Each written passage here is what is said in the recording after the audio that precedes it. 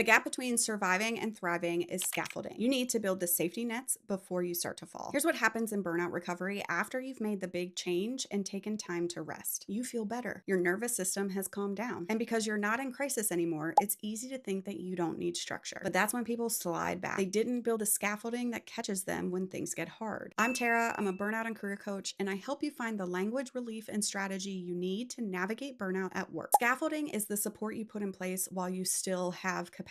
Not when you're already overwhelmed, but when you're feeling stable. But what does that actually look like? First, build a weekly reset ritual. Pick one time every week where you check in with yourself for 15 minutes and ask 3 questions. What's my energy level? What boundaries did I hold this week? And what felt hard? You can do this in a journal, in your notes app on your phone, or even as a voice note to yourself. The purpose is data collection. You're tracking patterns so you can see when things start to shift before they become a problem. Second, create your contingency plan for busy seasons because work will get busy. Projects are going to pile up. Deadlines will appear out of nowhere. And if you don't decide in advance what you'll protect when that happens, you'll sacrifice everything and tell yourself that it's temporary. So right now, while you're not in crisis, decide what stays no matter what. Maybe it's your morning routine. Maybe it's your therapy appointments. Maybe it's not working on weekends. Just make a promise to yourself. That's your floor. Third, you got to set up relief valves. These are small pressure releases that you can use before you hit your limit. Maybe it's taking a walk at lunch or blocking some focus time on your calendar. Maybe it's saying no to one thing every week just for the practice. The point is to discharge stress in small doses instead of waiting until you're at capacity and then collapsing. Fourth, build your support network now. Not when you need it, but now. Who can you talk to when work gets complicated? Who understands what you're trying to protect? It might be a therapist. It might be a friend who's been through this. It might be a coach. But if you wait until you're struggling to figure out who that person is, you're never going to reach out. And fifth, decide what your early exit strategy is. What will you do if this job starts to go sideways? Not catastrophizing, just planning. If your boundaries stop being respected, what's your move? If the workload becomes unsustainable, what's your timeline? You don't have to act on it, but knowing that you have options keeps you from staying too long out of panic. Scaffolding is there so that you can be prepared. You're not assuming things will fall apart, but you are making sure that if they do, you catch yourself early instead of hitting the ground. Save this and use it to build your own scaffolding this week. And know that I'm here if you need support putting these systems in place.